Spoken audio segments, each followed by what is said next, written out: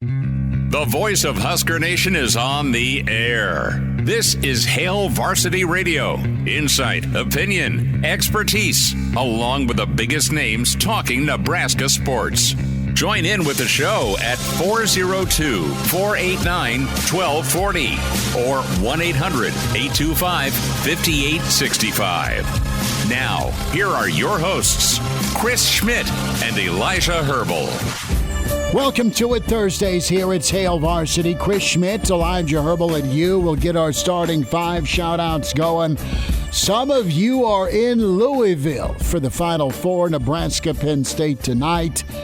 Co-author with John Cook, Brandon Vogel, going to join us from Counter Reed in about 20 minutes or so. Get Vogel's take on the Husker Volleyball. Get some thoughts on the portal developments as they continue to come fast and furious. Nebraska adds one and officially loses another. We'll hear from Dana Holgorsen, Mr. Blunt, and I love it. We'll get some thoughts from Dana's Zoom presser today. John Butler, some clarity, and just really good insight from both Husker coordinators on life in the portal as the portal turns, with how light they got to be on their feet. 489-1240 to get in. 800-825-5865. You want to dial up here on the Hail Varsity Radio Network and find us in the stream. Hail Varsity YouTube channel, Hail Varsity Radio Twitter. In hour two, we'll spend time with Gary Barnett. Damon Benning pops by, excited to talk to DB. And then Danny Burke will join us, Burke's Best Bets, BurksBeat.com, some NFL and some college football playoff odds to tackle. So the latest name and addition for Nebraska football is Nyziah Hunter, the wideout from Cal, committing to Nebraska. That coming down. How long ago, Elijah? 15, 20, 30 minutes? About 20 minutes ago. About 20 minutes ago. So Hunter in. He's a guy that Nebraska was targeting. 40 catches, 578 yards for Cal, and 5 touchdowns in a freshman season. What I like about Hunter here is, well, the level of ball he played at, but I also like his size at 6'1.5", 6'2". And that's nice for Nebraska to get someone with that size. You want a bigger wide receiver, as Hunter is in. Nebraska making additions as things creep forward. Nebraska officially losing Nate Borkature as big old Nate headed down to Texas A&M. Don't kid yourself. The Ellsworth connection down at A&M almost cost Nebraska Carter Nelson in the race for recruiting. It is a great addition for Texas A&M. I'll say that, not only with Borkature's snap count, but his upside, his ability, and a guy that wasn't used as much as he could have been or should have been here in Lincoln. He'll go get usage, hopefully, down at A&M, and a great pro career. Nothing but positive things to say about Borkature. And we'll hear what Dana's vision, Dana Holgorsen's vision is and want is for the tight end room. One of the questions he answered today. Our starting five shout-outs going on. Real quick before we get to the phones, Hunter's one of those guys that not only is he kind of in that column that Rule wants, multiple-year guy, but he's a guy that produced and played really pretty well, Elijah, as a freshman. Cal was, a team that couldn't hold a lead against Miami, but one of those teams right there that, with Coach Wilcox, that you're waiting for them to kind of break through, but they've never been shy on talent in the Bay Area. No, they never have, and I think Hunter's a great example of that. Played well as a freshman, but what really intrigues you is just the potential, because a lot of people talk about, you make your biggest growth before you get your second year playing. So the freshmen that play and then get that off season, make a big jump before year two. You get your feet wet, and then it's all right, here's what I need to get better at. So before that second year of playing time, you tend to make a pretty big jump. And that's what's really interesting about Hunter is he showed out pretty well in his first season, getting significant playing time. Got an interesting frame, moves really, really well given his frame. and you look at what he could be with another offseason of development after understanding, hey, this is what college football is. Might not have a great sense of the Big Ten, but understands, hey, this is what high-level college football is, can work on it. I mean, it's a guy that I think not only can come in and play early for you, but can also get a lot better during his Husker career. Kind of hits the best of both worlds. And you need wide receivers. I think you're probably, if you're Nebraska, looking to get one more instant impact type addition. That Dane Key, it's the name that comes to mind for me. Mm-hmm. Nebraska seems to want him bad, and it's interesting to me that he has scheduled a Nebraska visit after he already made it down to Athens and visited Georgia, because Georgia... Coach Shorts, that connection, there's your deal maker. That helps. Georgia, by all accounts, seems to be the team to beat in the Dane Key recruitment as of right now. Thought it was interesting that he made his way down to Athens and said, you know what, now I'm going to schedule a Nebraska visit. Is that a leverage play, or is that a courtesy to your former coach, or is that, you know what, I like what Nebraska has to offer and Georgia didn't impress me. I don't know what that means. Some guys don't talk to their former coaches, right? When they jump into the portal. This isn't that instance. The other thing here with Hunter, not only size at 6'2", 210, but the guy can fly. And he's not a big body possession. He's a big body, go get deep fella. We'll get our shout outs here in a moment. Who's on the line? Steve in Lincoln. Steve in Lincoln. Hello, Elijah, Chris. How are you guys doing? Good, bud. What do you know? Good. I will be short because I know you guys have a lot of ground to cover, so I'll be abundantly clear but very quick. First of all, your radio program rocks. It is number one. Second of all, we got to cheer those Husker women volleyball players on to a total victory tonight. Go Big Red. Steve, appreciate it. The entire state is counting down for 8 o'clock tonight. Can't wait for it. My wife and I don't do a lot together. We'll watch together. She sometimes gets a little sweary. I mean, that's just how the bunny rolls. But it's okay. It's okay. Steve, thanks for the phone call. No, big-time preview coming up with Brandon Vogel and Counter Reed with Husker Volleyball and what Nebraska has in store tonight. I think most of the state has found their way to Louisville. Have you seen some of the coverage from Penn State's hotel? Yeah, the Hurrdat folks are all over it. Annabelle and the social media team. And don't forget Hurrdat Sports, Hail Varsity, follow both Twitter handles. But it's cool. It's cool to see. Jacob Padilla. Well, Jacob for sure. I'm trying to get Jacob on tomorrow. Now, Jacob Padilla is Mr. Husker Volleyball. He's big time. But in Jacob's defense, what would you rather do? Hop on some radio show or go enjoy life in Louisville on a Friday evening? Jacob will do both. We hope. Maybe we'll run Jacob down. Well, that's the intent anyway. But just good vibes, great vibes for Husker Volleyball. I think there's confidence despite what happened just a couple of weeks ago. And Nebraska's a team on a mission for sure. Our starting 5 shout-outs before we get some thoughts from Dana Holgorsen. NU Grandpa is in, and he says, boom. Wrestling Oranges is trying whiskey in Louisville. Wrestling Oranges, send us a picture of what whiskey you are trying. But, hey, it's okay. You are enjoying Husker Volleyball and you're priming up. Justin is here. Justin, thank you. The other Dave is in. Says we need to land a Samoan offensive tackle and a Cal wide receiver. Half of that equation is done. The other Dave.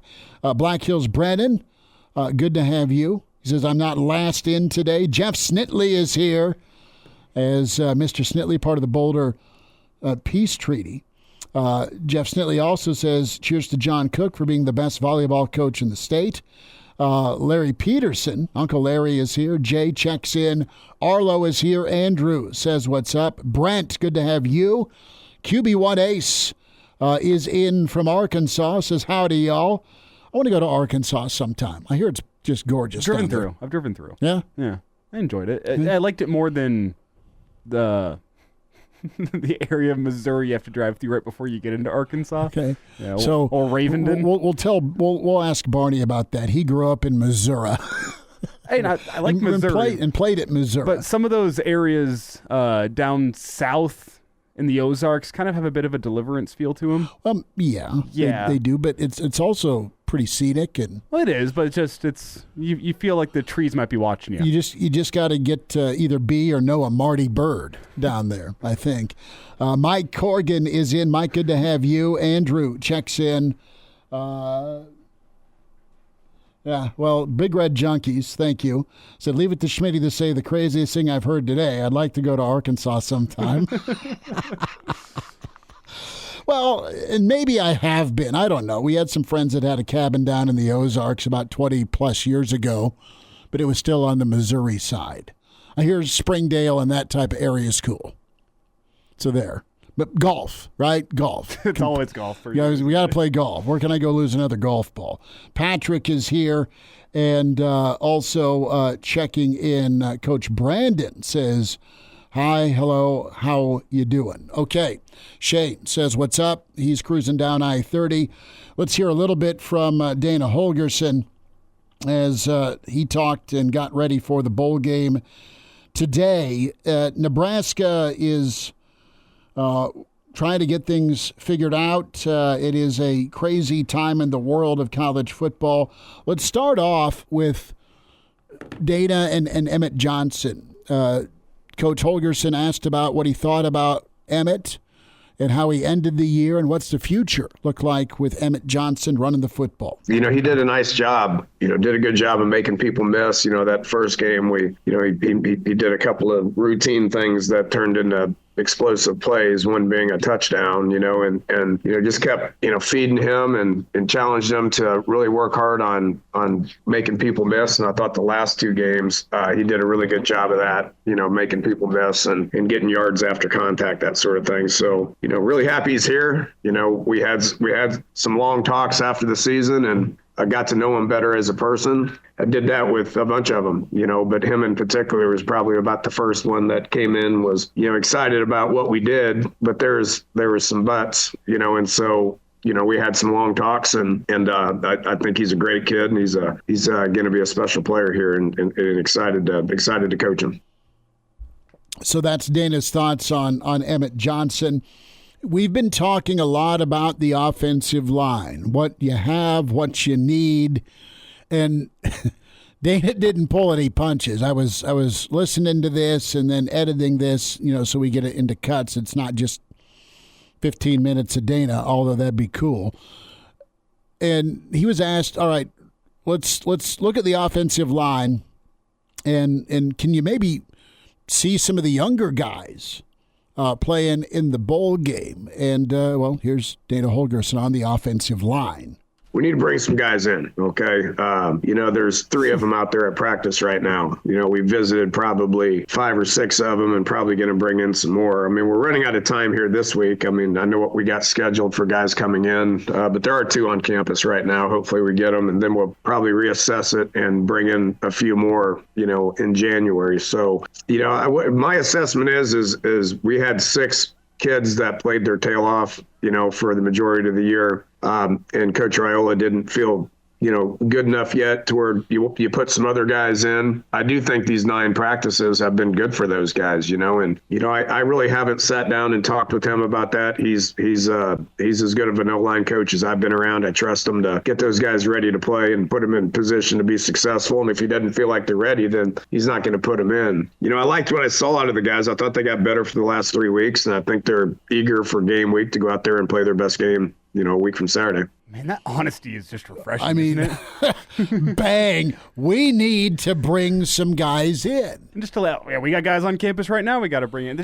And I hope we get a couple of them. Everything about that is just straight shooter. And you love it. It also, to be honest, can make you panic a little bit, but that's blunt honesty from your offensive coordinator, but that's also kudos to your offensive line coach. Because you've got guys with stars that have been in the room. And if they're not ready, don't go ruin them. Let them get ready, presuming they stick around, and just keep working. Well, that's the old school kind of Donnie way. Yeah. Because when you think about it, so many coaches nowadays, they're worried about if you don't play that freshman or that redshirt freshman. You worry about the portal. You worry about somebody coming in. I don't think Donnie cares about that. Are you going to help the here and now? And if you can't help here and now, we'll find somebody who can. Here's what's going to happen, and here's what we're going to do to get you ready to eventually play. But the fact he just said, yeah, we got to bring some guys in, and he kind of hemmed and hawed. I cut that first part out, and he just kind of went with it. Can we sneak in the tight end part? Do we have time? No. All right. We'll have more from Dana Holgorsen on why he went with Coach Shorts. Tight end room availability coming up, and who's here, who's not. And we'll get both coordinators' perspectives, right? Life in the portal right now, how you're jumping from one foot to the next, trying to retain and trying to acquire. We'll also hear a little bit from Dylan Raiola today, so pretty informative day. We'll hear from Coach Rule and a few players tomorrow. But, bowl games a week from Saturday, you're really not thinking about the bowl game. The team is. Players are. Coaches are. But you also got one eye wondering on who's here, who's visiting, who's signing. And we led off with Hunter from Cal is now in Borkature to A&M. And Brandon Vogel. We'll talk Nebraska, Penn State, the Final Four on the way. And now, back to Hail Varsity Radio. Looking at things, it doesn't feel like there is whiskey or beer that is safe right now in Louisville. So Nebraska fans are gearing up or priming up all over Husker Volleyball. Brandon Vogel with us from Counter Read. CounterRead.com. Vogues, ho-hum, another Final Four, man. How you doing? I'm doing well. Just business as usual for Nebraska volleyball. Hey, how great is that? It's awesome. I want to start off, before we get into the match, with what impresses you most with this team, the job that Cook and company have done, because the expectations were nuts coming into this year. Yeah, they were nuts. It reminds me when I was working on Dream Like a Champion with John Cook. That was the fall of 2016, and Nebraska was coming off a national title and basically returned everybody. And it was, and the Final Four was in Omaha that year. Now, it was just like, Nebraska was just going to march to its second national title, and it didn't quite get there. Got there the following year, though. What stands out to me about this year's team is similar in that regard, in that they returned everybody, didn't have a senior on the team. And yet this team has found another gear from a team that played for a national championship last season. So you get down to this stage of the tournament, of course, anything can happen. But for Nebraska to take another step, even though it's one, everyone's like, oh, of course they're going to take another step. It doesn't always actually play out that way. And it has to this point for this 2024 team. It's Brandon Vogel with us here, Hail Varsity Radio. And Brandon, with this 2024 team, a lot has been made of the motivation that they got last season with the way it ended, the wheels falling off against Texas. That kept them motivated through the off season and through this season. What type of impact do you think that could have in this Final Four when you look tangibly about what could happen on the floor tonight and on a potential final on Sunday?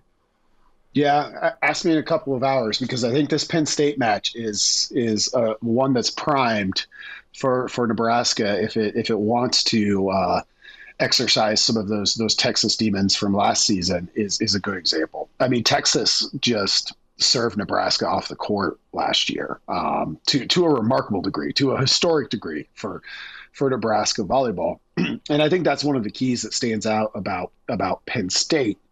Very aggressive from the service line. It almost got them into trouble against Creighton, because it's always the risk reward that you're playing there with trying to serve tough, but you don't want to put balls out of play and give away free points.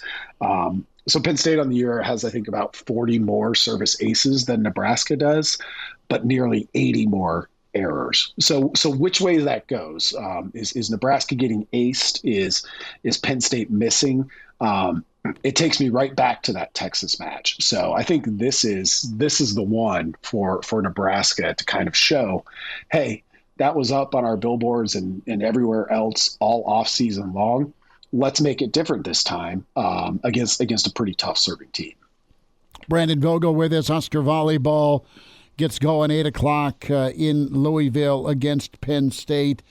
Vogues, you've covered and studied volleyball for a while. You know some of Nebraska's strengths. Where is Penn State equal or better than Nebraska? What can carry over, and what are some things that Nebraska may not have answers for? Yeah, so I mentioned the serving piece of it. Penn State's definitely the aggressor in this matchup that way. Offensively, they are about the equal of Nebraska. In fact, like the stats matchup is pretty even in most regards. I think both teams hit 285 in the regular season, which is really good in general, but against a Big Ten schedule is elite. The big difference between the two, and this is advantage Nebraska. Nebraska was about 40 percentage points better than Penn State in terms of opponent hitting percentage. Now, again, both defenses were very good, but this is where Nebraska kind of, I think, it's stock and trade. Just don't let balls get to the court. And the thing that was interesting to me, particularly looking back at that Penn State match in State College, both teams hit about 150. Nebraska actually was a little bit better than Penn State, but lost 4-1. So that's an unusual result based on those numbers. But it was a defensive matchup, and if Nebraska can get that again, I think it's playing the type of match that the Huskers hope to see tonight. That said, the challenge with Penn State, they've got a lot of weapons. I mean, both teams do at this point. We've got nothing but 1 seats left, but Penn State can throw a lot of dynamic hitters at you, and we'll see. Nebraska, to its credit, against a team as good as that, almost held them to what they held teams to on average. So we'll see if they can manage something similar. Brandon, before we get your thoughts on some football, I do want to just talk about the legacy of this team briefly. It's been an incredible back-to-back seasons. Only losing the one regular season match last season. You lose 2 this year. You have Volleyball Day in Nebraska last year. How important is it for the legacy of this team right now to go out and get themselves a national championship? Do you think that matters in terms of their place in Husker history? Yeah, I think it does. Just because the history at Nebraska is so storied. And we can look at this team right now, and I certainly do, and think they're probably one of the most skilled and talented teams Nebraska's ever had, which, we all know what that means given the teams Nebraska's had in the past. But at this stage, with multiple national titles to your name, like you tend to become defined by that. And it wouldn't change like how good this team is or isn't, but it would change how they're remembered. And it becomes one of those things where if you don't get that trophy at the end of it all, people will still remember you fondly and remember a very enjoyable season, but you kind of don't unlock that last level unless you get there. And that's the privilege of playing volleyball at Nebraska. It's defining, right? I mean, it's the reckoning, it's the recognition, it's history. What is it about your time with John Cook how does he treat these moments? How does he get the players to perform in these moments? They're talented enough to do so. They're recruited to do so, but there's that great mesh of coaching and then coaching the talent. Yeah, I think it's really a holistic process. So it's kind of like Nebraska's never not working for this moment. And then, that's another like privilege of being Nebraska volleyball is like a lot of times you're going to get here. Like there haven't been a ton of instances over the years where it's just like, oh yeah, Nebraska had its mindset on playing for a national title and it never made it there. So the fact that Nebraska doesn't have a lot of those slip-ups is a testament, I think, to Coach Cook and the staff. And then he continues to evolve. Aaron Sorensen, my colleague at Counter Read, had a great story today, talking about like a subtle kind of mental piece of things, game prep that they started doing this year. And a lot of what I wrote about in that book in my conversations with Cook was about the changes he had made. And that was back in 2016. And we're still 8 years later. Like, this is not, it's not monolithic, which I think is how we tend to view and think of these coaches, is like, oh, they've got it, it's figured out, it's proven, you just keep doing it over and over. No, it continues to evolve, and it has evolved even beyond what it was when we were doing that book. Brendan Vogel with us here. And Vogel, we need to get your thoughts on the news of the day with Husker football. Holgorsen, very blunt at his press conference today, talked about the need to bring some guys in along the offensive line and at wide receiver, and that's what Nebraska went and did today. Cal transfer wide receiver Nyziah Hunter into the boat. An impressive freshman season. Now he takes his talents to Lincoln. What do you think they're getting out of him, and how important do you think that addition could be? It's big. I mean, that was one of the spots I think we could all look at and say, they need somebody there. Holgorsen was, and this has probably become a pretty common thing, was a little bit more blunt on the O-line than I expected. Like, you always take depth up there.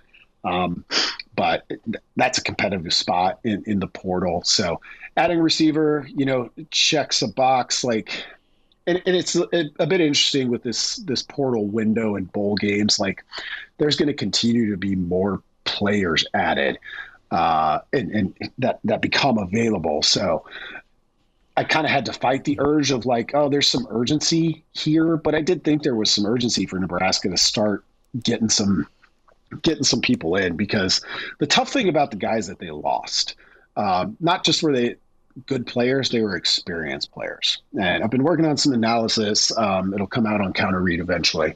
And I mean, this is going to sound like no duh, kind of a conclusion, but like in the portal, from what I found by looking at the numbers, like that's the gold that you can find, is not just a player who's good, but a player who's experienced. And it doesn't mean that there's not a spot for, a Nwaneri, a guy with a high upside that you just don't know much about.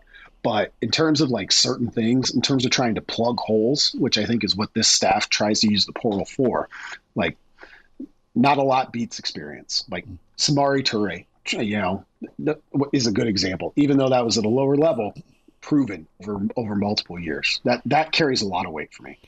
Vogues, what's it mean to you with Data's comment on the offensive line?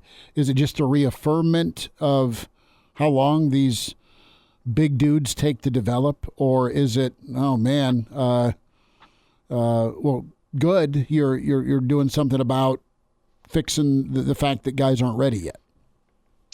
Yeah, probably more of the former than the latter, but I don't think they're totally independent. Like, when he said that, it kind of gave me pause, because we've heard good things about the young offensive linemen. And when Nebraska has had to plug some guys in, like, obviously they're plugging the guy who's most ready and probably the best among that group. But I think we've seen good things. So to hear today, like, we need guys, told me that maybe there's a little bit of concern that they're not quite ready to go into a season with the group as they have it. But I do also think it's a reflection of, like, it just it takes some time. And Nebraska's been in an interesting spot, particularly a tackle of late, where it had guys who, Bryce Benhart, 50-plus career starts, like, that's unusual. Because if you're playing those guys as true freshmen, either they're not around for 5 years, with the COVID eligibility piece of it, or maybe they shouldn't be playing that early. So It's always a tricky one with the O-line. Brandon Vogel with us, Counter Read, counterread.com. And Vogues, can't wait for volleyball tonight. Can't wait to catch up with you Saturday. And thanks for giving us a few minutes here. Thanks, guys. Enjoy the match. All right, you too, bud. There he is, Brandon Vogel. His book with John Cook, Dream Like a Champion. Some more thoughts as we roll on this Thursday with Hail Varsity. Hail Varsity Radio is live. Now, back to Schmitty. Schmitty's a great guy, but he don't have a brain. And Elijah. You want me to speak? We're not pointing you yet. On Hail Varsity Radio. Good insight on John Cook, Nebraska volleyball. And the matchup tonight, Brandon Vogel with us. If you missed part of that or need to hear it again, you're welcome to check out the podcast. Just search Hail Varsity Radio, Spotify, iTunes, Google Play. Take us with, download it. Hail Varsity YouTube as well, as we're live there. Hail Varsity Radio Network. Ken E. is in. Kobe is here. Big Red Junkies checking in as well. Appreciate everybody for hanging out. We'll hear a little bit more from Dana. The other Brian is here. Late last night, you had Worlds commit to Oregon. So one of those 3 tackles off the board, Elijah. Yeah, and you kind of saw the writing on the wall with that one, right? I mean, he's whenever your final 3 are in the transfer portal 3 era, of the biggest spenders, or 2 of the 3 biggest spenders. Well, I mean, Nebraska's a spender too. They are, but they're not Oregon A&M level. No, but whenever you saw Oregon and A&M, you went, something tells me that he's going to the highest bidder, and Nebraska's not going to be the highest bidder. Yeah, well, you've got to be right. You've got to be right with where and who you spend your money on. I mean, you're going to spend your money on a quarterback that you're going to put in position to go win a job as a freshman, and then you take off from there. Pretty cool that, Dylan Raiola totally gets his stature on the team. So when it comes to acquiring talent via the portal, old Dylan's going to show up at dinner. Hey, Eric Stratton, damn glad to meet you. Let's break some bread. Can I hand the football off or throw to you? Can you block for me? Did you see? He's super involved. And he's starting early, going and finding the elementary school students. I love that. I love that. In Louisville. Yeah, he was playing catch with the kids. Trying to find that next wide receiver. Now, when I was in elementary school, Steve Taylor came to my elementary school, but he didn't throw me a pass, and that's not his fault. He said I was a husky kid that was wheezing, so he didn't want a medical episode. All right, kid, go snap it to me. He's like, son, you just block. Well, I told you this last night. Whenever we had visitors back at Old Maxey Elementary School, it was not football players. We did have Dr. Tom did come in and visit with us, which is cool. But then we also had a visit from one of LPD's police dogs. Oh, yeah. And they had a real great demonstration on why you shouldn't run away from police dogs. Why don't you run towards the soccer goal? What was the German Shepherd's name? I do not remember. I remember they gave out trading cards of the dog. Yeah. This is Nico. Elijah, Nico's going to chase you down like you're on an episode of Cops. Yeah, that was pretty much what the demonstration was in the yard behind Maxie. And then we also were like, hey, don't pet the dog. It will bite your hand off. So, yeah, Dylan's probably a little bit cooler. I have to come visit your school. Elijah, why is the dog sitting motionless, staring at your locker and sniffing? This was elementary school. Oh, elementary. Okay. Well, good. Good. I wasn't a kingpin till high school. Oh, he's going to bite you and rat you out. There's a grow house in your locker. Jeez. Let it be known, I was never a kingpin. No, we're just joking. More from the coaches today. Let's hear from Dana Holgorsen some more. And this is Dana's take on, life in the portal. Adjusting to it, the portal giveth, the portal taketh. Cut 9. Yep. Everybody's dealing with it, and so, there's been a lot of talk out there about something needs to happen. That's above my pay grade. So the few kids that decided to do that, we wish them well, and you just go replace them. I mean, it's as simple as that. I tell you, the one thing that's exciting is, we just finished our 9th practice. And we haven't even got into game week yet. I mean, these have been, pretty much 9 developmental practices. And, this past week we started game planning. So it's kind of a mixture of both. And so, it's been fun to watch a bunch of young kids, just start developing. I haven't had this many practices and getting ready for a bowl game in probably 14 years. I think the last time I had this many practices getting ready for a game was 2011 when we played in the Orange Bowl, because it was like a January 6th game. So we just had time and there wasn't that much recruiting. Now there's not recruiting as far as coaches leaving, going out on the road recruiting, and you play a bowl game in 10 days or something like that.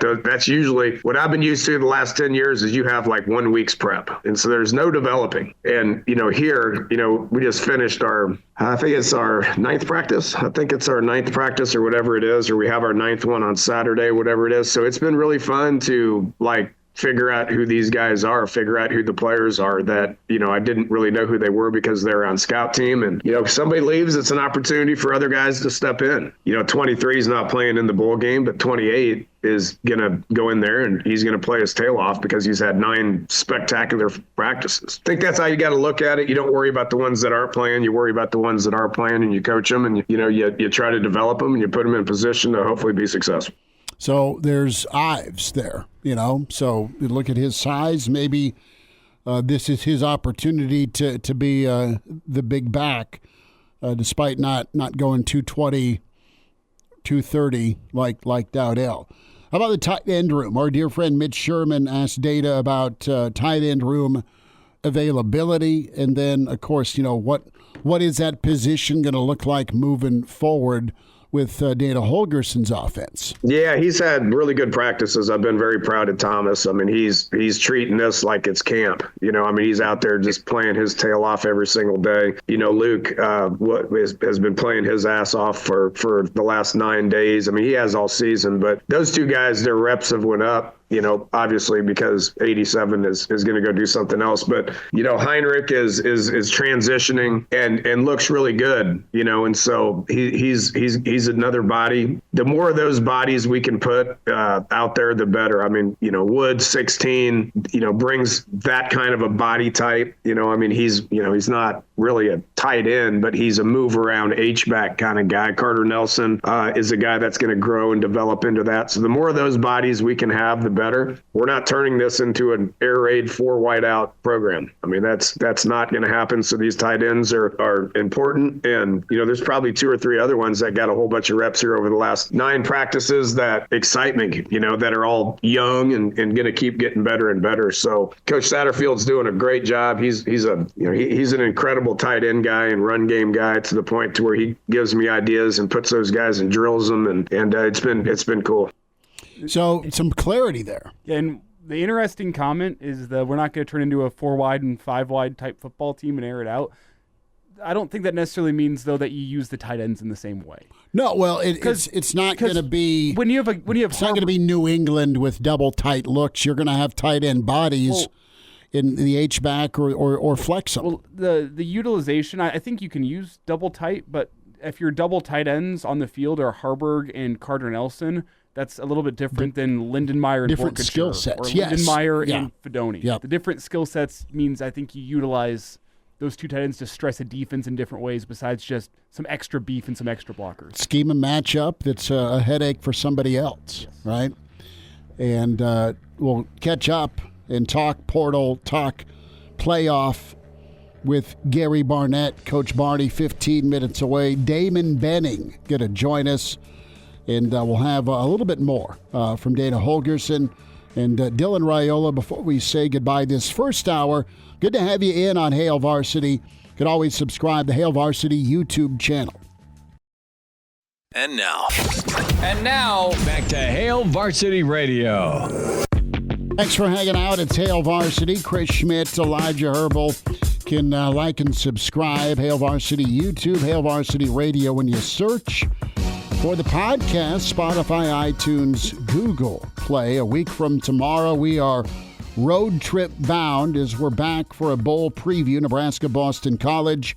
The day after, of course, a week from Saturday, we'll be at Ameristar Council Bluffs Casino Roadshow. Come see us 4 to 6 right outside Amerisports on Friday the 27th. And Schmitty, how about this? We actually have winning tickets. We do. Go in cash at the Ameristar. That's right. We've got to cash some. Yeah, because we were going to stop by on the way out to Iowa City, and you said, hell no, we're not stopping at the casino. We're going to make it to Iowa City, and we did. And we made a pretty good beeline back But we just, no. I said, well, we're going up for another show. Yeah. We'll just do it then. Yeah.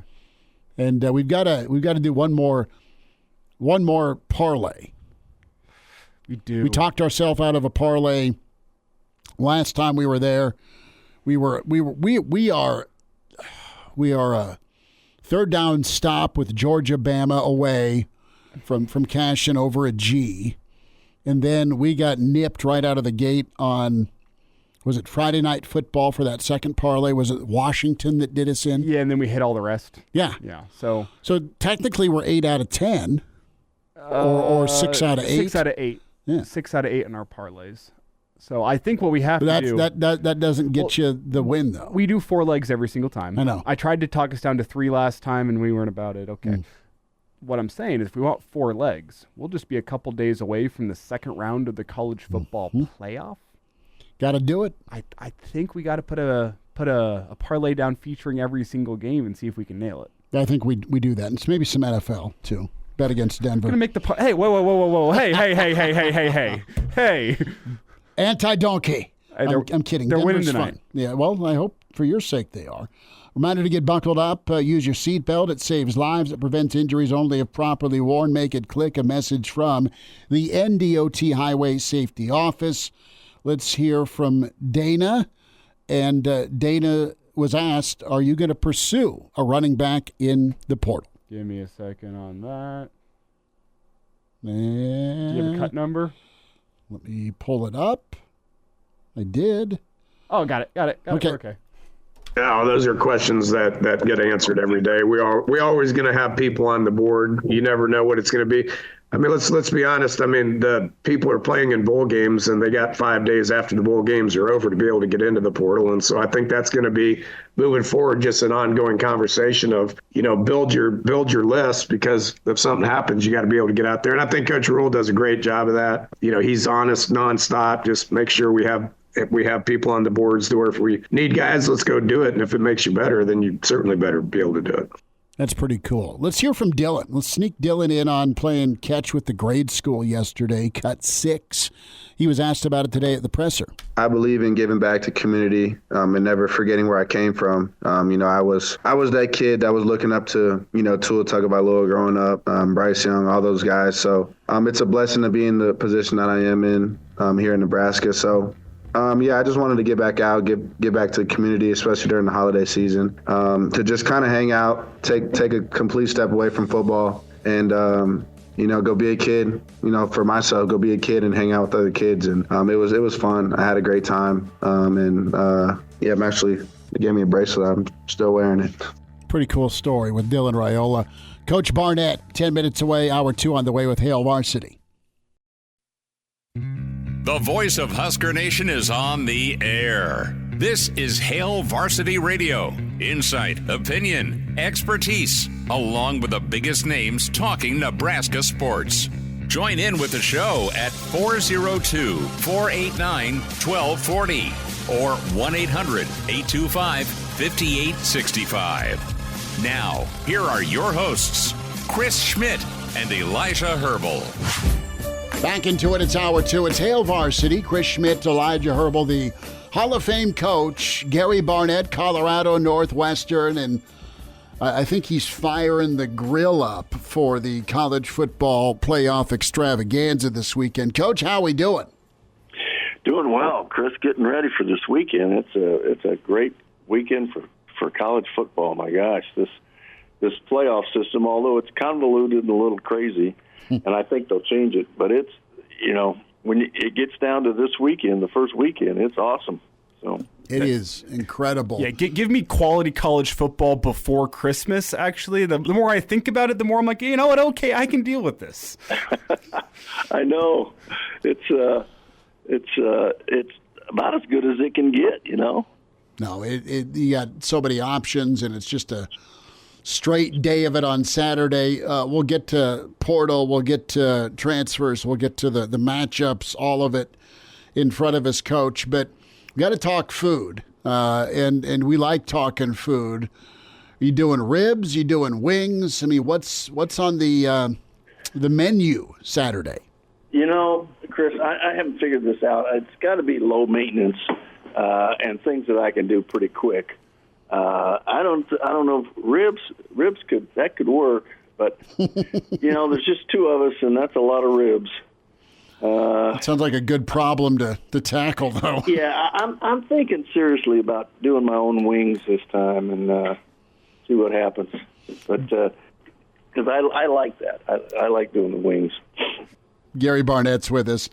Coach, Travis Hunter taking home the Heisman. What a start there. Pretty incredible. I thought the moment was fantastic with Coach Prime and Travis at the ceremony. Your reaction? We've been talking about Hunter a lot. Nebraska fans got to see a Heisman winner in Memorial Stadium this year, and you thought his argument was too impressive to let slip by, and Colorado's got another Heisman. Well, it is, Chris. I think it really was. I think it was. People were fascinated with the fact that a guy could go play so well on both sides of the ball. I mean, play at the highest level on both sides of the ball. I think that was like, really? I mean, this is what the Heisman's supposed to be. And who's a better football player than Travis Hunter? And, I'm not sure, not playing in the last weekend in a championship game, I think probably hurt him a little bit. I think people got to see Genty, and he is a terrific player. And I watched him, and I know he went up in my vote, but he only plays half the game, and it's funny. Before every Heisman only played half the game, but now we got a guy playing the whole game and playing at a high level on both sides. I mean, high enough level to earn Defensive Player of the Year and Offensive Player of the Year. When does that ever happen? You won't see it happen again, I don't think. Gary Barnett's with us, Hail Varsity Radio. Coach, I want to go into the portal and recruiting, and this time of year it's been tumultuous and it's not sustainable. We'll see if things get corrected. This has been one for the ages this offseason. What steps could you or would you take as head coach to feel safe about your roster? Well, I think I'd probably take the Kenny Dillingham approach and just try not to get wadded up about it, because I when you delve into it and you look into why they did the portal when they did it, because kids who are going to transfer at semester have got to be able to get into school in January. So they, those decisions for some reason feel like they have to be made in December. Now, the answer to that is don't let them transfer at semester. Only do an end-of-the-year portal, but that won't hold up in the courts, and so everybody's in a bit of a dilemma. And I think Dillingham's got the best approach. Don't get wadded up. Hey, if you're going to leave, we'll help you leave. Let's play this game. We've done all this together. Trust me, I will help you as much as I can, and go from there. And you just got to roll with it. If you fight it, I mean, I don't know how you sleep at night. I mean, you just wad it up all night long. So I think that's the best approach. Whenever you talk about, that's departures. Whenever you talk about the arrivals, because that's the give and take with the portal, is there's going to be guys that leave your roster, but there's also going to be guys that join your roster via the portal. So you can't complain about guys leaving if you're bringing in guys. And right. You've seen it firsthand at Colorado. Deion's been one of the guys that has been absolutely loving the portal era. He's been using it to his benefit. Would you, if you're a college coach right now, be targeting those guys that have been leaving the big name programs, the former blue chip prospects that are, the whole world was after them 2 years ago and they haven't quite stuck at their program, and you're trying to get the best football out of them now at a second stop? Or are you going to those lower division guys, those D2, NAIA, FCS guys that are looking to get their opportunity with the Power 4 program and looking to make their mark? If you could only have one side of those guys, which side are you picking? Well, I don't think I could only do one side. I get your point, and I see what you're driving at.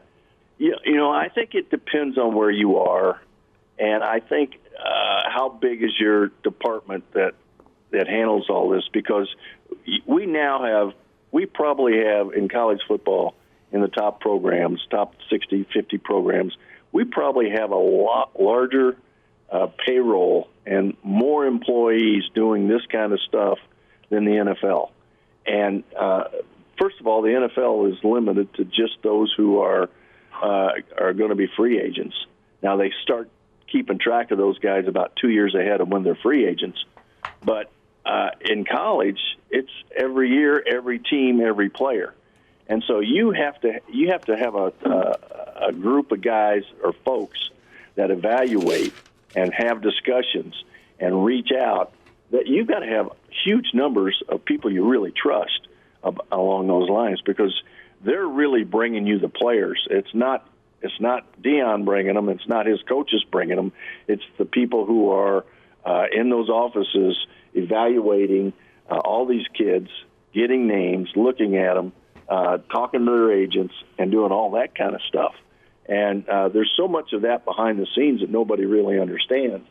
I think eventually that all the Group of Five teams are going to be sort of a farm system for the Power Four or Power Two, whatever it's going to end up being. And so I think that's a process that's going to take place a lot, Elijah.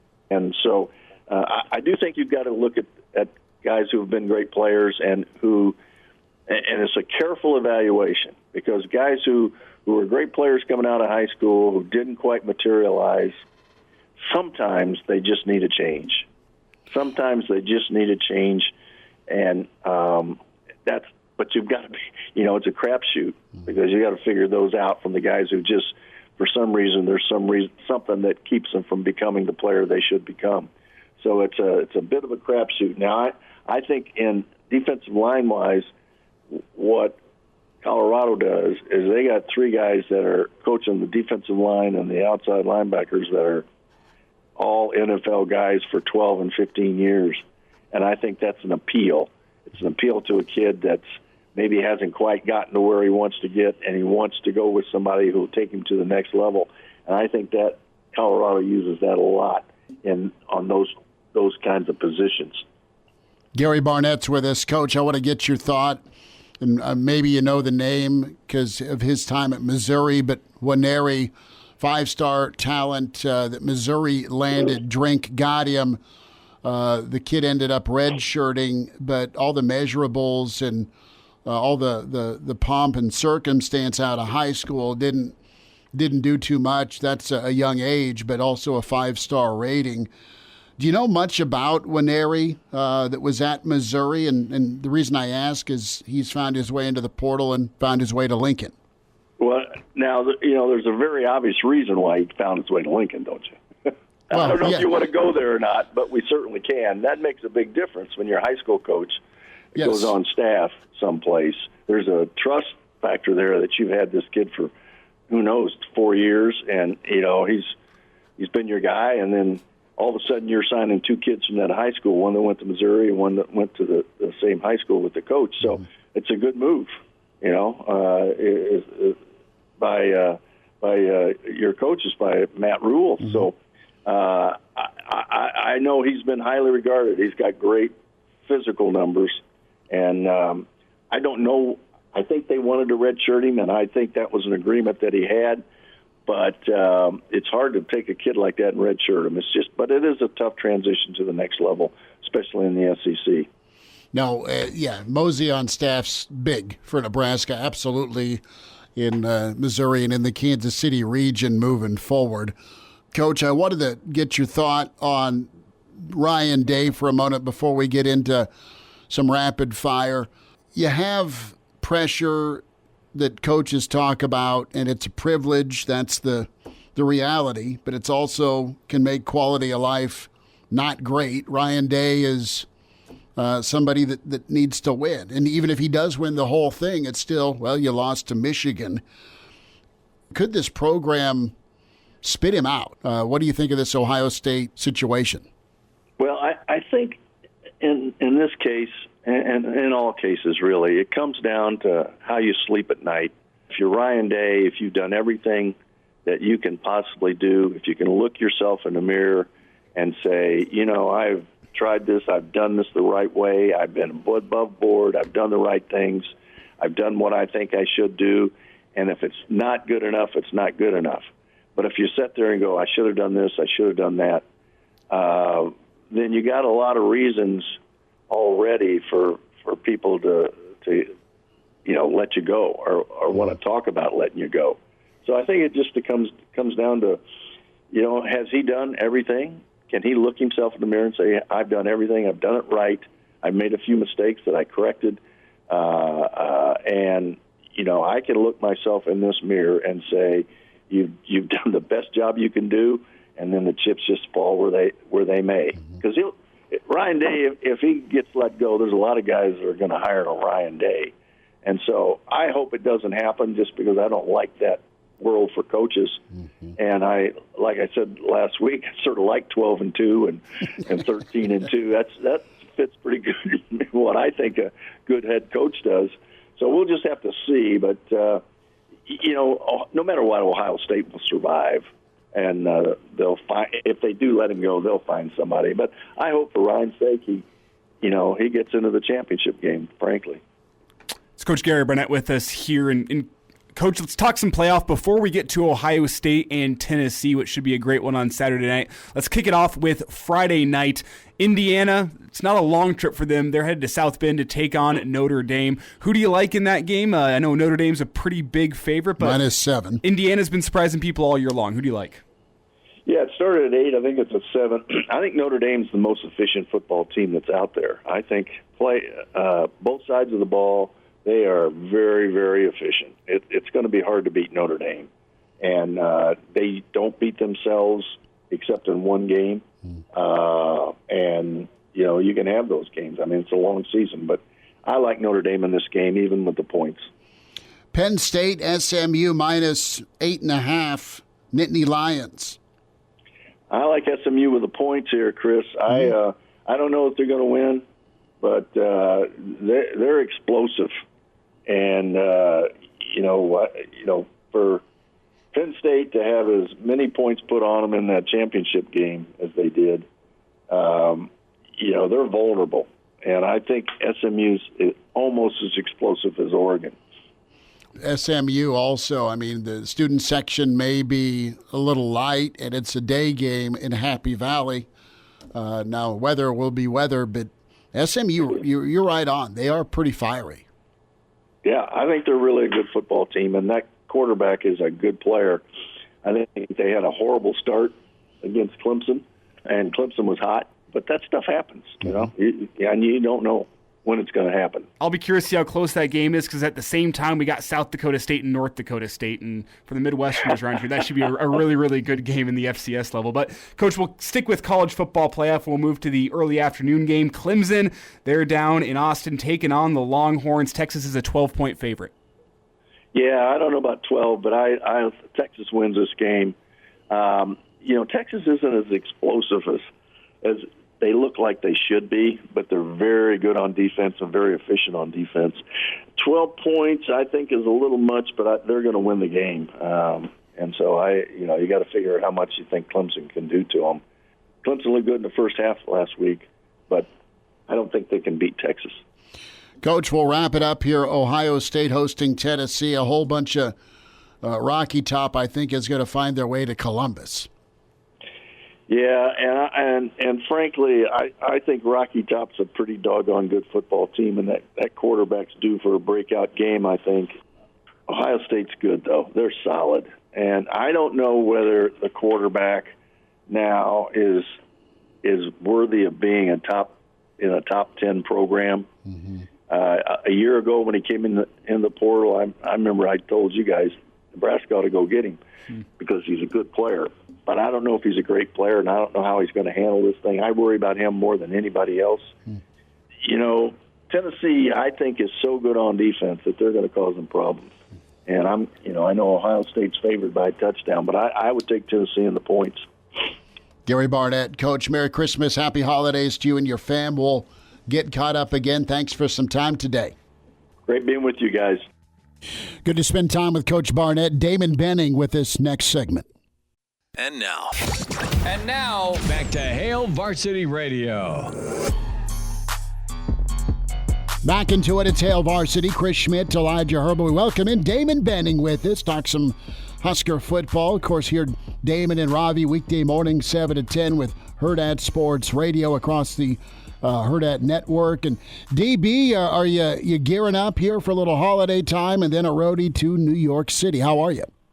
Yeah, I'm good, man. I'm excited, right? It's not, you never want to leave your entire family and go celebrate a holiday, but a good chunk of my family will be in New York, so a couple of us will be split, but I'll take what I can get. Is if you're going to have to travel over the Christmas holiday, I'll take some. It's better than none, that's for sure. So I'm ready to go, and I think Nebraska will be too. Well, outside of the game, what's in Damon Benning's plans for the New York City trip? You going to go see the Christmas tree, do some ice skating? What are you doing? So, Elijah, I'm such a square, and people that know me know, like, I'm a homebody, and I don't love crowds, so I don't know. It doesn't sound like it's tailor-made for New York, but it's total first-world problems. I'm not going to look a gift horse in the mouth. I would say if it's, and Schmidt knows this, Elijah, if there's anything New York that I will do, it will be experience the food, right? Yep. Like, I'm gonna kind of find a couple of things to eat. I want to visit some of the boroughs and get a little street food, and that's it. I'm pretty plain Jane, man, and it's primarily because I don't like crowds. How about Spark Steakhouse? I don't know. Is that in the budget? We'll see what the old radio network is allowing me to do here, you guys. We can go look at it. That may give me an appetizer. We'll see. We can walk in and inhale and then just leave and wonder what could have been. Like, hey, I'm good. Then you and I can sit in our hotel rooms and compare steak pictures, right? Like, that's right? just what happens. That's all right. Well, we've been getting the suggestion all week long, Damon. Knickerbocker's Restaurant. Yes. That's been so. What's the specialty? Well, you can get a big ass steak for not an arm and a leg. It sounds like it was. I think $42 for the New York strip with what was the sauce that cream spinach? Oh, cream spinach. There it is. Yeah, which for New York, and pretty good. And you can always give the cream spinach to somebody who likes it. So I mean, you could either get a New York strip for $42, or you could go to Katz and get yourself a sandwich for like $25. Yeah, so I'm not really eating bread, but so my sister is up there. She works for Bloomberg, so she's about 4 miles from the stadium, but she lives in the borough, so she's in the Bronx, and she loves it. And she says the best thing about New York City is the local food. So I'll probably stay away from, like those big powerhouse steakhouses and restaurants. No, I'm not going to be Michael Scott and tell you I had the best pizza and be at Sbarro, but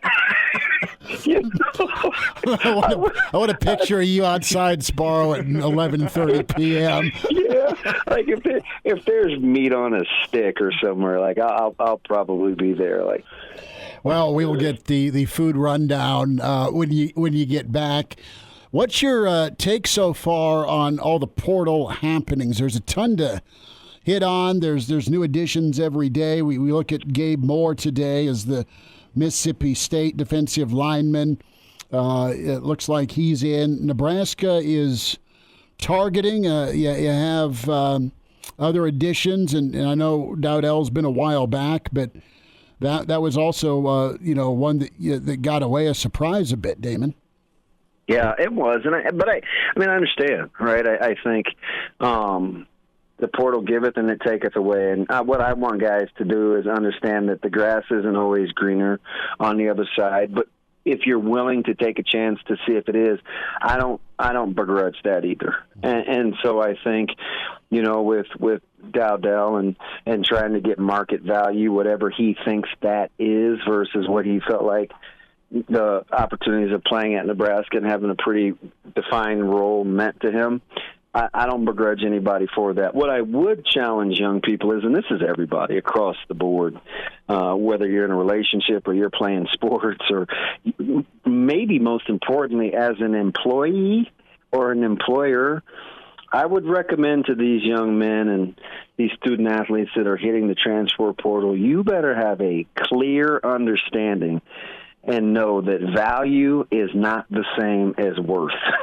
And you better be on the same page when you get ready to hit that transfer portal, because some of the values that these folks think that they have, it doesn't make it worth it to prospective suitors, which is why I think you see so many student athletes stay in the portal. But listen, I'm all for freedom of movement and having choices and opportunity, but that doesn't mean it doesn't come with consequences, and that's a risk that you assume, and that's part of the life process. So, like I said, the portal giveth, and the portal can also taketh away. It's Damon Benning with us here, and Damon, in reference to Dowdell, let's just look at the running back position as a whole. What traits or qualities do you think a running back in a Dana Holgorsen offense needs to have in order to be successful?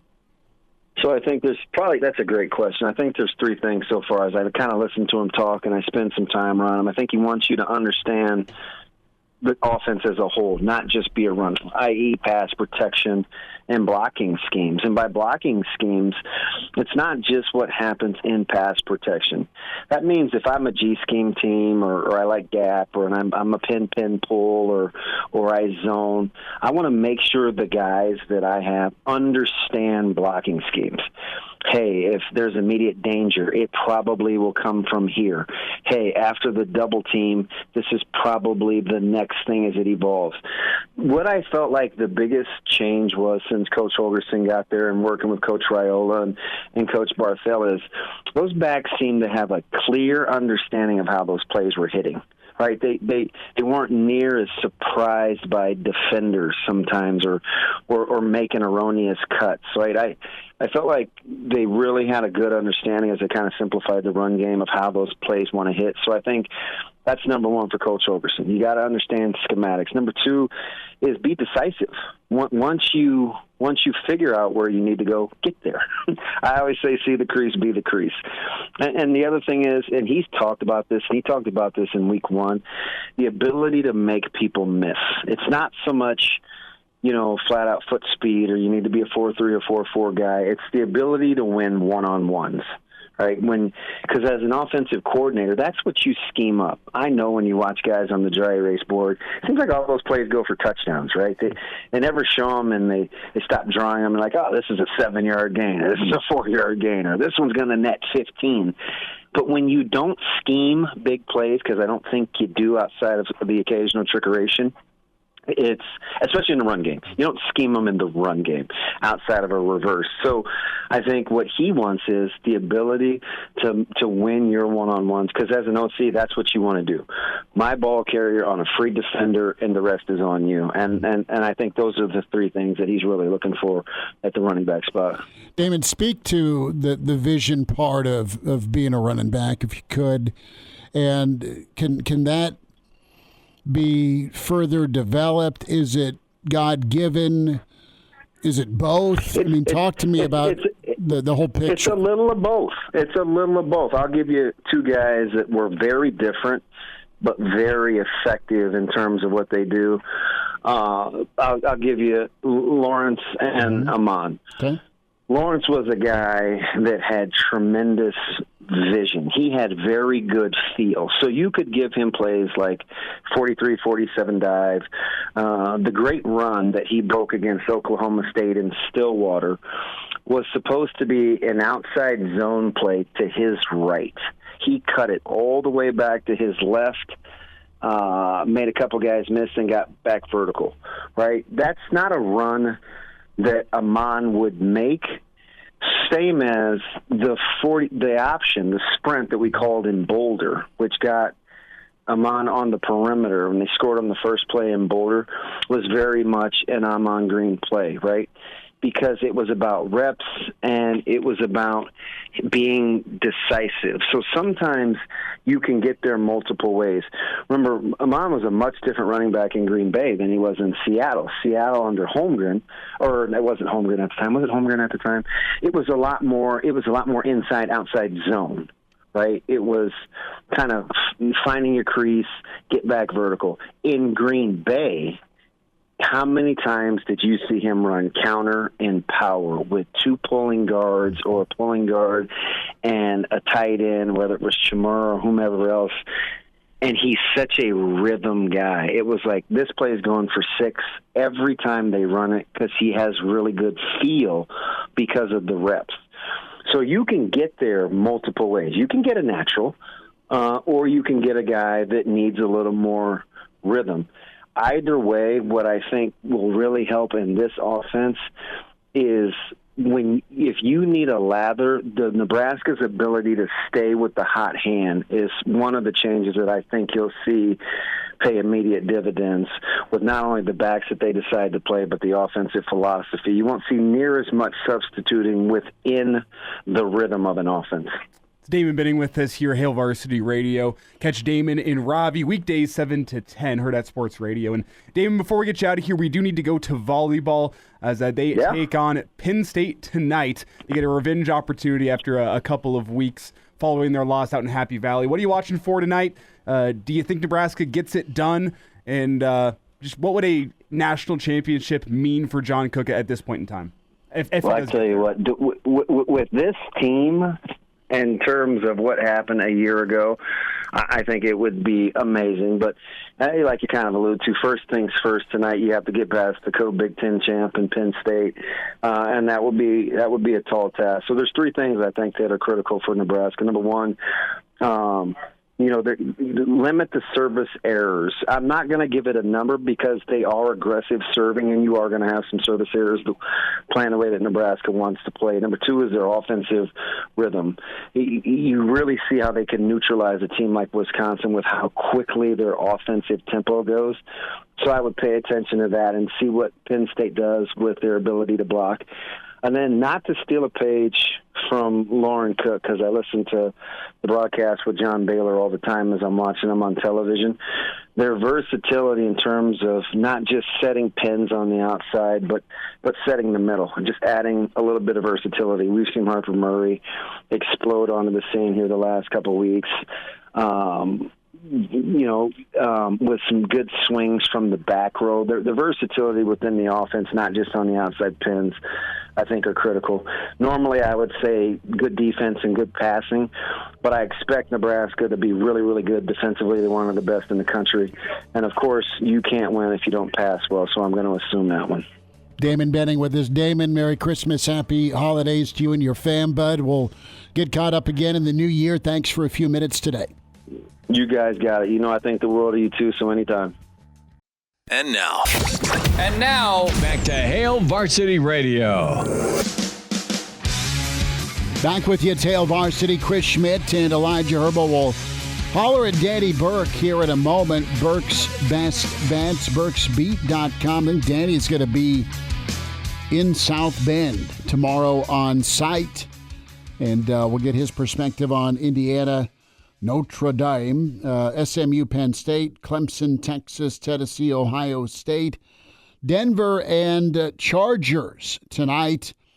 And we'll have plenty of reaction tomorrow as well when we talk some Nebraska volleyball as they have Penn State tonight. 489-1240 to get in, 489-1240 or 800-825-5865. So, we'll say what's up to Danny here in a moment. Big thanks to Damon Benning and Gary Barnett this hour. And Brandon Vogel, Mr. Husker Volleyball, getting us set up in hour 1. Daddy is with us. Daddy at Danny Burke 5 on Twitter, Burke'sBeat.com, Stochastic and Odd Shoppers, where you can follow and find his work as well. Daddy, I know a big one going on in South Bend tomorrow. Are you still in the building, my friend, for that one?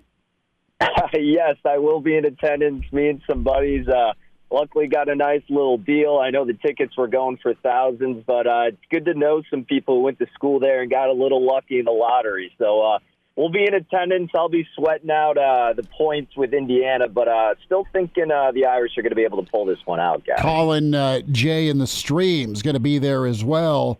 You guys should take a picture in front of Touchdown Jesus. Yeah, you and Danny Burke and Colin Jay in front of Touchdown Jesus.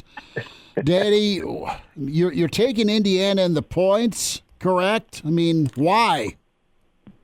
Yeah, I mean, look, this could be a game where Indiana just gets exposed once again against a top-tier team. I mean, certainly that's plausible. But the way that I look at it from a statistical standpoint, Indiana's offense, again, easier schedule, I get it, should be able to keep them in this game. And when you look at it from kind of just the psychology of it, too, I mean, all the pressure in the world is on Notre Dame. And I mentioned this to you guys last week when I was first discussing it. I mean, it is every time Notre Dame's playing in a big game as such a historical university and football program. And now once the playoff expanded for the first time, you get home field advantage, and having already a devastating loss against NIU, I mean, all of that just looms large over Notre Dame against what some people still may be considered, you know, an overrated Indiana team because the lack thereof of a tough schedule. Indiana, on the other side, completely playing with house money. I mean, Signetti's first year, Indiana completely flipping the program around night and day. It's remarkable, and all the credit in the world. But if they lose, nobody's going to hang it over them. The fact that they're this far is insane in itself and such an accomplishment. They can use some of the trickery. They can work some plays that they haven't done before, and they can go out there, play a lot more loose. And you're not traveling far, right? You're still in the same state of Indiana. So to me, in this type of environment with all of those things playing a factor, catching 7 in the hook, at least when I got it, that just seems like the more appealing option in this game for myself. So I think Indiana's going to have a few tricks up their sleeve, and there may be some nerves at some point here for the Fighting Irish. Yeah, Danny, it is a lot of points, though, and that's kind of the theme of the college football playoff this weekend. When you look at Penn State, SMU, Saturday morning, you have Clemson and Texas, and then the nightcap, Tennessee, Ohio State. All of them kind of follow that trend. A lot of points. What else do you like in the college football playoff this weekend from a betting point of view? Yeah, the other game that I took a stab on, I believe it was the matchup with Clemson and Texas. I ended up taking, I think it was 11 in the hook last week with Clemson. I know there's some 12s out there right now. Look, I'm not the biggest fan of this Clemson team, but speaking about overrated, and I don't even know if we could call them that anymore, but Texas has been a team that has shown us time and time again this year that against stiff competition, they're just really not living up to the hype and what the odds are indicating. Again, I'm not saying I'm the biggest Clemson guy, but it's more so I just need to see Texas do something differently. It's a lot of points, guys, and I know this travel is a little bit different and not quite ideal for Clemson, but I like that Sweeney is the coach in this situation, having, you know, that experience being on a high stage here, and I get that there's criticism of him as well, but again, that's just a lot of points. I'm willing to take a little bit of action there with Clemson.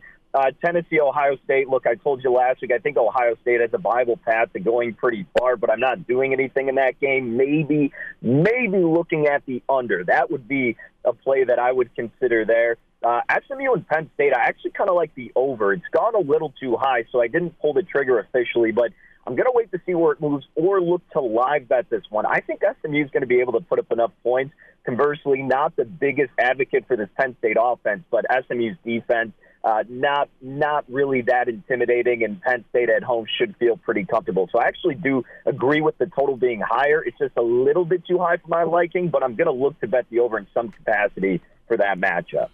Danny, SMU is explosive. Coach Barnett, we talked to him this hour, and he likes their offense. And Penn State, they're a tweener. They're really good. They recruit well. They're athletic. I mean, Aller's going to come back for a 5th season as a 5-star. That doesn't happen a lot, but he's been a guy that's progressed. Well, your good 5-stars don't tend to come back. But the point is we'll see what he does, right? And at this point in the year, he's far from the liability he was 2 years ago from a turnover standpoint. So you've seen progress with him. I think ultimately it's Penn State's defense that will make a play or two for them, specifically with the pass rush. But, you know, the environment's different. The environment's different with the student section maybe being a bit sparser than a night whiteout. And I think that's something that helps SMU here. Yeah, I mean, definitely could. I mean, you make a great point about Aller. I mean, this is an experienced guy, and you're right. He certainly has taken strides forward from what we've seen from him the past couple of years in these big games where I'd be automatically almost looking to go on the opposite side of the Nittany Lions. I mean, they do what they need to do in those spots against these inferior opponents, but this is a completely different dynamic. I mean, their stadium's going to be going rowdy, but Yeah, I mean, look, this could also be another spot where, hey, if SMU, if it is going to be higher scoring, they do keep it close, then, this is going to help to the total potentially. All right, Danny, before we get you out of here, we do need to talk Thursday night football. My Broncos are in L.A. taking on the Chargers. The Broncos have a great record at SoFi. The Chargers are 2.5-point favorites. What do you like tonight? So for this game, I took a couple of props. One of them was just one of our system plays that we liked, Javonte Williams over 2.5 receptions. I know the numbers moved. Got a really good price earlier in the day, but you're going to be missing McLaughlin in the spot, arguably the best running back of the three. I mean, your running back situation is infuriating from a betting perspective, Elijah, but I think Javonte Williams could come alive, especially against a better Chargers defense. Look to check down and do all of that potentially. And then also I did Vidal on the Chargers, over 22.5 rushing yards. Now, with him, that's a tricky situation, too, as the backup. But the the Broncos are giving up a decent amount of rushing yards on the ground. They don't give up a lot of touchdowns in that regard. But in terms of everywhere else between the 20s, I thought that was a good bang for your buck. And someone who's not that far behind Gus Edwards in terms of the rushing attempts. Last week was kind of an aberration because they were getting killed and abandoned the run, but I thought that was a pretty good bang for your buck. And if you could find a 23.5, I think he's someone you can look at going over. In terms of a side, I gravitate toward the Chargers under the key number 3. I get the revenge angle, but I got to give the nod to Justin Herbert in this spot. Haven't bet that one, Elijah, but I'm sorry, I got to lean a little bit against your Broncos here tonight. Well, if that's your thought, stay away. Well, steak and beer at Danny Burke at Danny Burke 5. Pride of Chicago, have yourself a fun time and pour one at linebackers, will you? Absolutely, guys. Appreciate you having me on. Enjoy the games. And now, back to Hail Varsity Radio. Back one final time, scale of 1 to 10, Elijah Herbel, your confidence in Denver on the road. The way Baker lit up Harbaugh's D, tough spot for Denver, man. On the road, 2.5 the number. How you feeling? I feel good. For a couple of reasons. The first being that the Chargers are banged up right now. Sure. Down a starting running back. Justin Herbert's on a bum ankle. He's also one of the most sacked quarterbacks in the NFL against a Broncos front seven that gets after the quarterback. Not a great combo. He's been really good with the interceptions, but that's because the Chargers have leaned on that rushing attack, haven't put a lot onto his shoulders. I think they're going to put a decent amount on his shoulders today. So that makes me feel good. The Broncos do have a healthy Pat Surtain. He left the game early last week. That concerned me, but it looks like a fully healthy Broncos team against a not-so-healthy Chargers team, so that's important. One final thing to note here. I talked about the Broncos' record at SoFi. They're still undefeated at SoFi. They have not lost a game at that stadium, okay, which is impressive. So I am taking the Broncos' money line if we're going steak and a beer bet here. Okay, that's fine. You're doing money line. I'm absolutely doing money line. All right. Why not? That sounds good. I'll pick the final score of a little bit lower scoring. 24-17. I'll go 20-14. 20-14. Give me a thought from Nebraska and Coach Butler as he was asked about Williams-Nwaneri today in the press conference. What does adding Nwaneri mean? Cut 23. Obviously, like we said earlier, having a great front is critical to playing great on defense. And anytime you can add a piece to that has the ability to affect the run game and disrupt the passing game all in the same player, I think that's a huge thing.